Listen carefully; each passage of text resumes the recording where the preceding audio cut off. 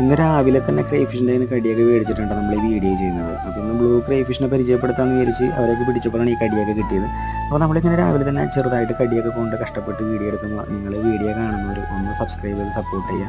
Video മാത്രം കണ്ടുപോകാതെ അതുപോലെ തന്നെ നിങ്ങളുടെ കൂട്ടുകാർക്കൊക്കെ നമ്മുടെ വീഡിയോകളൊക്കെ ഒന്ന് അയച്ചു കൊടുക്കുക. ക്രൈഫിഷിനെ വളർത്താൻ ആഗ്രഹിക്കുന്നവർക്ക് നമ്മുടെ ഈ ചെറിയ വീഡിയോകൾ എന്തെങ്കിലും ഉപകാരമാകുമെങ്കിൽ അതായിക്കോട്ടെ.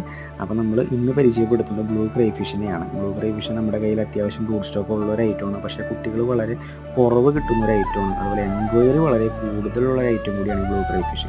22ഓളം ബ്രൂഡ് സ്റ്റോക്ക് നമ്മുടെ കയ്യിലുണ്ട്. നമ്മുടെ കയ്യിലുള്ള പാരൻറ്റ് സ്റ്റോക്കിൽ നിന്ന് കിട്ടിയ കുട്ടികളെയാണ് നമ്മൾ ബ്രൂഡ് സ്റ്റോക്കാക്കി ഇട്ടിരിക്കുന്നത്. അത്യാവശ്യമുണ്ട്, പക്ഷേ കുട്ടികൾ ഹാച്ചായി കിട്ടിലും അതുപോലെ തന്നെ അതിൻ്റെ കൗണ്ടൊക്കെ വളരെ കുറവാണ്. വരും ദിവസങ്ങളിൽ അത് റെഡിയാവുമെന്ന് വിചാരിക്കുന്നു. പിന്നെ ഇത്രയും ബ്രൂഡ് സ്റ്റോക്കുകൾ നമ്മൾ നിലനിർത്തുന്നത് എന്തിനാണെന്ന് വെച്ച് കഴിഞ്ഞാൽ നമ്മളിവർ അങ്ങോട്ടും ഇങ്ങോട്ട് ആക്രമിച്ച് ഡെഡായി പോയി കഴിഞ്ഞാൽ നമ്മുടെ എണ്ണം കുറഞ്ഞു പോകും. പിന്നീട് നമ്മൾ ബ്രൂഡ് സ്റ്റോക്ക് ആക്കിയെടുക്കാൻ ഒരുപാട് സമയമെടുക്കും. അതുകൊണ്ടാണ് ഇത്ര എണ്ണത്തിന് നമ്മൾ കീപ്പ് ചെയ്യുന്നത് ബ്രൂഡ് സ്റ്റോക്കായിട്ട്.